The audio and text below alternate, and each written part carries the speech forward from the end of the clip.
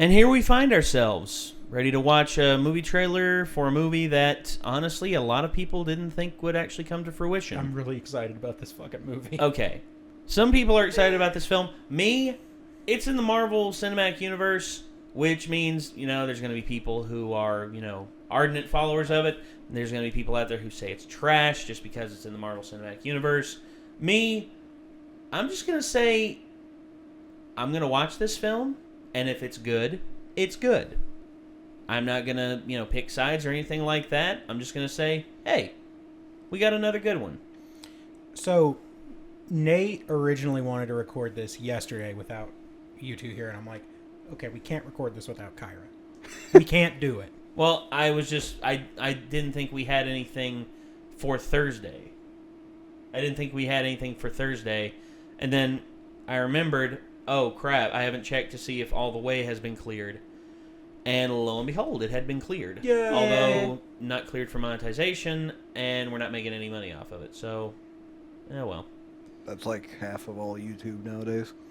Yeah. Sad but true. Either it's monetized by someone else or not safe for advertisement. That's usually what it is. Yeah. But anyway, we now come to Captain Marvel, the long-awaited superhero film starring Brie Larson as the titular character, Carol Danvers, a.k.a. Captain Marvel, or Miss Marvel, depending on how you want to call her. It doesn't matter. But anyway, I mean, she is a captain. She is a captain in the Air Force, so... Yeah, but she's going to be fighting against aliens, and honestly, I don't really think they give a shit about rank. I mean, to be fair, who else would you want fighting aliens other than the Air Force? Thor? The Space Force. Well, okay, first off, fuck you. Secondly... Damn. You know who else was in the fucking Air Force? Colonel Jack fucking O'Neill. You know who else was in the Air Force? Don't you do it. Hal fucking Jordan.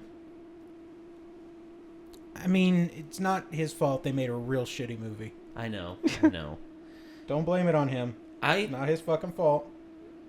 Well, Ryan Reynolds certainly blames himself because in Deadpool 2, he killed himself over it. Literally. He did. He walked up behind himself, pointed a gun at himself, and shot himself and said, "You're welcome, Canada." Yeah. It's like, Jesus. But, okay.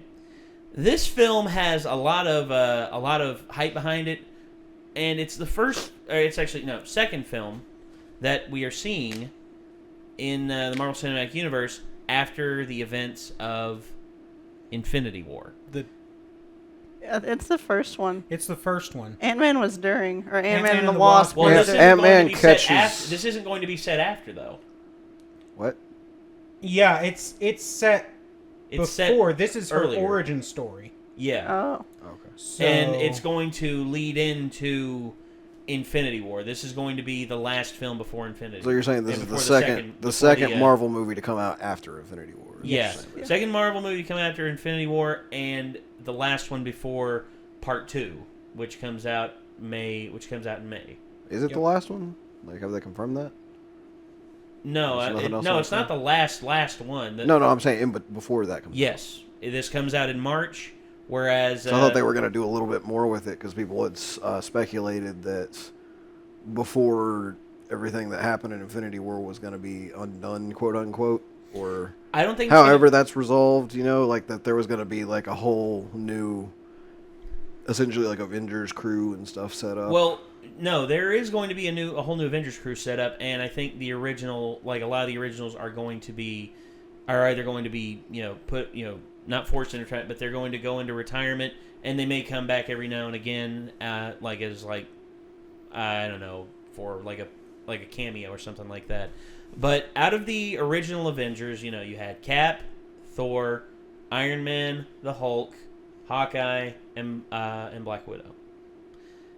And they're saying that the next stage of Avengers is going to be Black Panther, pretty much replacing Captain America. Mm-hmm. You're going to have Captain Marvel effectively replacing Thor.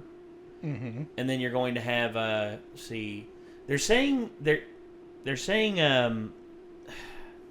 there's a whole lot going on, but I know for sure that they are going to continue after because right now we're in Phase 3, and the end of Phase 3 is the fourth Avengers movie, which comes out in May, and then whatever comes after that is going to lead into a whole new thing, and not even Marvel knows what they're going to do with it.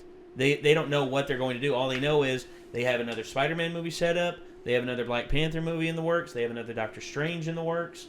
Although the next Doctor Strange movie isn't confirmed. I think for Infinity War, for the fourth Avengers movie, I think there are going to be some permadeaths. I think Loki's not coming back. Vision's not coming back. And as heartbreaking as it is, I don't think Gamora's coming back.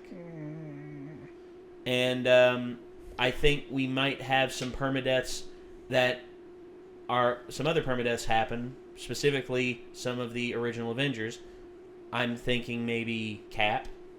Cap will probably sacrifice himself to, I don't know. The only one that wants to see the whole the zombie Avengers plot line actually happen. Can we not do that? That's terrifying. Marvel Zombies was a terrifying. Whew. Well, so here's the thing. Jesus H. If they do that, it's going to ruin a lot of children. Fair enough. No, it is. Think about how many kids still saw Deadpool and Deadpool 2. Yeah. Even though, hey, this is rated R. Ryan Reynolds was like, don't bring your kids to see this movie, please. Oh, God. Yeah. Dude, I have friends who work at movie theaters. The amount of parents who came out of that theater pissed off because the film had cursing and swearing and nudity and everything like that in it. Like, the parents were mad. And they were like, but ma'am, it's rated R. But it's a comic book movie. No. And That doesn't matter. Rated R. If you want a refund, take it up with the manager. you Otherwise, one if you already watched you the whole sat in thing, there though. for the entire film. Yeah. That's not how it works. I've always thought that no matter who's going to the movie, they all have to be at least, or like even obviously the parents are over 17. I thought the kids would have had to be 17 or no. Rated R is restricted to people who are above the age of 17 or accompanied by a guardian. Yeah. Whereas NC-17, no one is allowed under 17. Yeah. Nobody. And then there's Rated X, which I don't think there's been a Rated X. Actually, no. I think was Short Bus rated So I think X? NC-17 is no children 17 or under is what that's supposed to be. Yes, effectively. And then Rated X is effectively no one adults should only. ever see this Adults movie. only. They haven't used... No, dude. There was actually a movie that was originally Rated X. Rated X is basically, this is a porn film. Well, there was one film, Rated X, that actually got nominated for Best Picture, and it was Midnight Cowboy with Jon Voight and Dustin Hoffman. And eventually it got reeled back to a Rated R, but it was after they cut out a few scenes. Huh. And shoes all further right, apart. so from the late 1960s to about the mid-1980s, many mainstream films were released with an X rating, such as Midnight Cowboy, Last of the Mobile Hotshots, Beyond the Valley of the Dolls, A Clockwork Orange. I knew that one was. Fritz the Cat. I didn't actually realize that. Of course, Ralph fucking Bakshi. Last Tango in Paris. Of course, that's Bernardo Bertolucci. I mean, that guy is pretty much a porn director. And The Evil Dead. That I knew as well. Films that achieved critical and commercial success were later re-rated R after minor cuts, including Midnight Cowboy and A Clockwork Orange.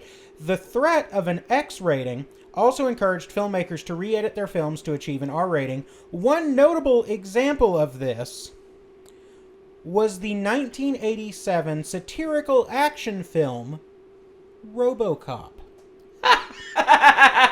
Because of the violence. Which had to be edited. I'm gonna make you guess. How many times do you think it had to be edited before it got an R rating instead of an X? 10 times. 11. Ha!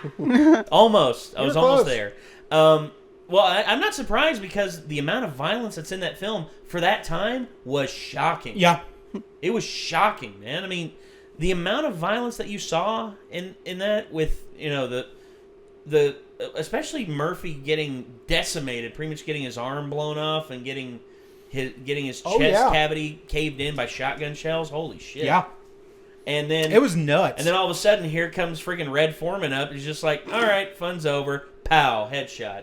And you see the bullet like penetrate the dummy's head, and it looks real. And then you see the guy land on the ground with a bullet hole in his head and starts bleeding. It's just like, fuck. Yeah. And then you get to use that gun in Blood Dragon. Kyra got really excited. Okay, about we're Blood getting Dragon. sidetracked, everybody. Sorry about that. I showed her some gameplay from Blood Dragon and she lost her mind. We're getting sidetracked, everybody. It's Okay, real good. So Because he what really we have wants is me to we play have- it. We have the official trailer for Captain Marvel set up here. Let's give it a watch and let's see what happens. Now we push button. Way to start with a bang. Carol, you okay? If that doesn't date the film, if that does not date the film, I don't know what does. I'm so happy.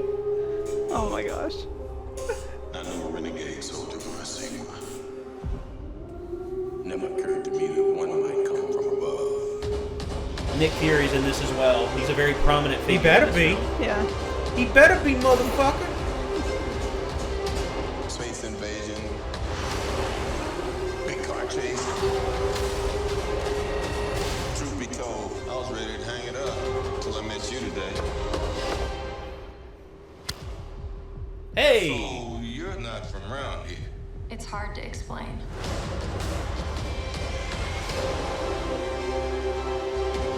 I keep having these memories. I see flashes.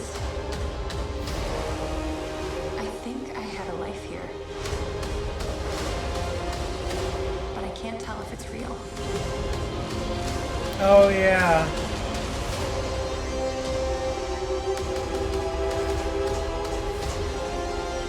Jude Law, okay. We have no idea what threats are out there. I saw the scrolls. Just punch old lady. Fucking- Hey, freaking Coulson. Yep. The fucking scrolls, man. I'm not what you think I am. There's the suit.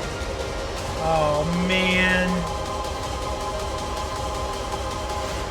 Okay. Okay. All It right. looks- It looks good. So, okay. So, Captain Marvel. So, what we're getting in this is we're effectively getting a prequel story, and I think we're going to see how Nick lost his eye. I think we I might hope. see that. Also, we got Coulson coming back. We got Jude Law. We have, and also Djimon Hounsou's coming back as his character from Guardians of the Galaxy. Yes, He's coming that's back right. as well. Makes me jealous that you can actually pull all those names out of your brain consistently. Right? Yeah. Well, it honestly, I think that's why I'm not like a history teacher, is because I, instead of using it for storing more historical stuff, I'm a gigantic pool of useless knowledge. You would get reminded of everything and then just spout useless facts at the class all day. Yeah, effectively. Or I just know a lot of useless knowledge. It's just whether or not my brain wants to let me have it to give out at the moment or not. Sound like- Which is usually no. Sounds like Freaking you need, ADD, man. sounds like you need the limitless drug. Yeah, like, this looks okay to me. Like, as someone who knows absolutely jack shit about Captain Marvel. and- Well, I will say this: Captain Marvel's original run, pretty damn good. Mm-hmm. Here recently, the writing has been a little bit scattershot, and I think the reason for that is because the writer keeps changing, and they don't really know how to write Captain Marvel in the 21st century, and that's not. And honestly, it's difficult to write It's difficult to write this story because it's changed a few times over time. Because Captain Marvel used to originally be a male. Captain Marvel originally was a male, and then it transferred over to... Captain Marvel. Hold on. Let me make sure I've got this right. Yeah, let me check that too. I'm on it. So the original Captain Marvel was all Kree. And he was a colleague of the Kree superhero Mar-Vell. Yes. which was his actual, like, that was his actual just name, was Mar-Vell. And he is, that's who Jude Law is playing, actually. Oh, really? Yeah. So, Interesting.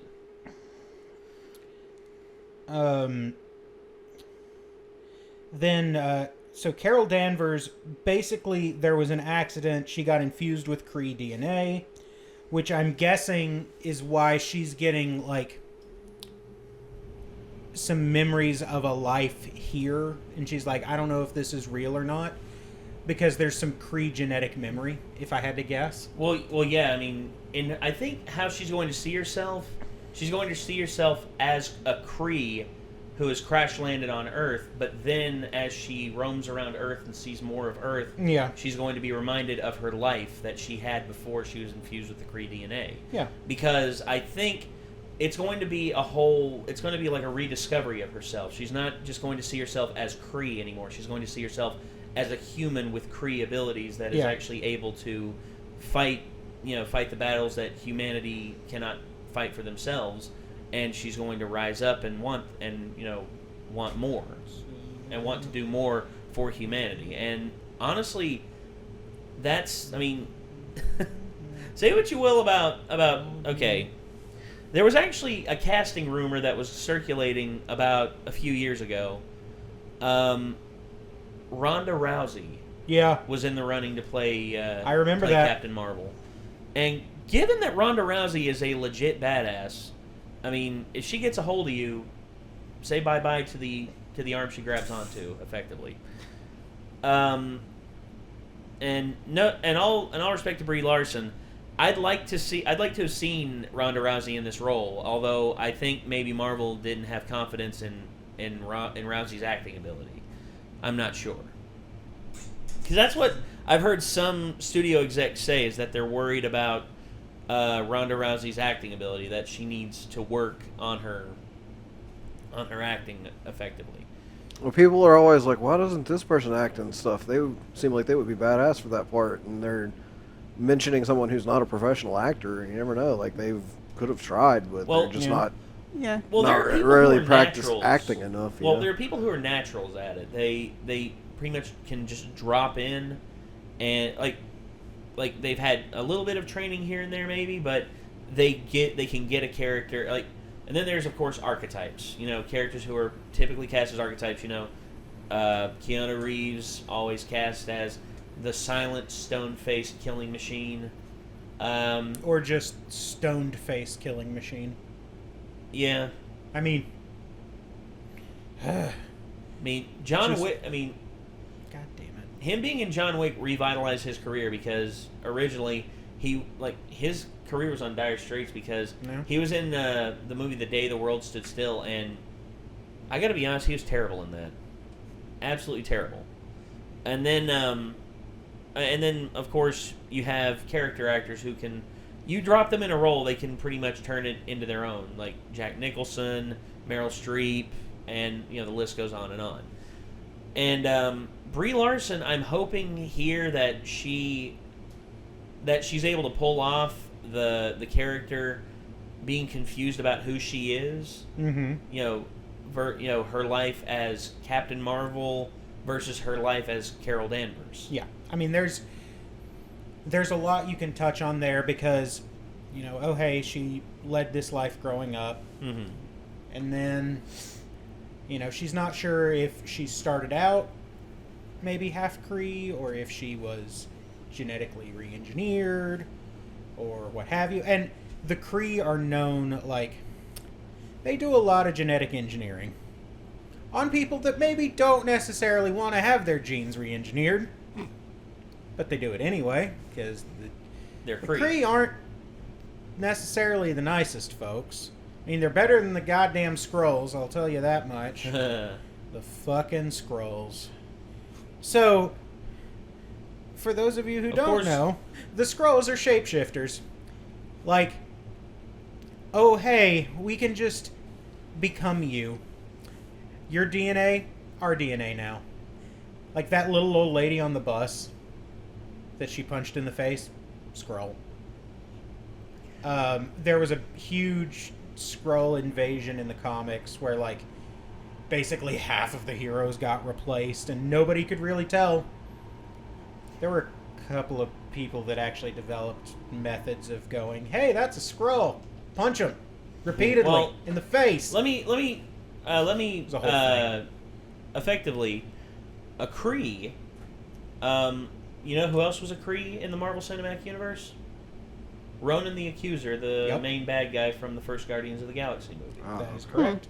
Yes, he was Kree, and he belonged to a sect of the Kree that was very they were very xenophobic, and they believed themselves to be the true inheritors of the universe.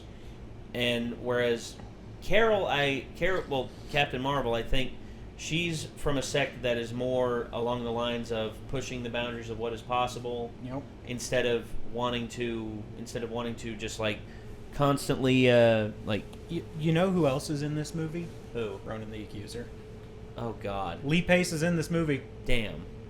That's going to be interesting. Yup. I wonder if that's going to be a big fight that happens. I don't know. We'll see. We'll have to see. We will have to see.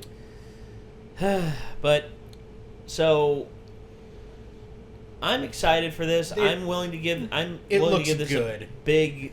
I'm willing to give this not a shot. I'm willing to watch this, with good expectations. I'm excited about this because this looks really good. This looks real good. Man. I mean, I'm excited. There's been very few Marvel films I've been disappointed in. I'll be honest. The first two Thor movies, fairly disappointed in. More the second one than the first one. Yeah. I mean the first one. I don't know how to describe what was going on with the first one. The second one was. Second one, there was too much going on for you to even grasp. How the hell do you waste Christopher Eccleston like that? Oh, I know, right? Yeah, really. I mean, you waste him as a villain, and instead of making him memorable, you blink and you miss it, basically. Pretty Yeah. Like, he was in there a lot, but if you weren't paying really close attention, you go, wait, where was Christopher Eccleston? Yeah. Oh, wait, really? Damn. He's not, they don't have him, They didn't do anything with presented him. as anything memorable. Yeah, they didn't do anything with him. I think that's generally been the consensus, though, is there's just a few of the older ones that were bad, but they haven't made a not really good entry in the MCU in quite some time.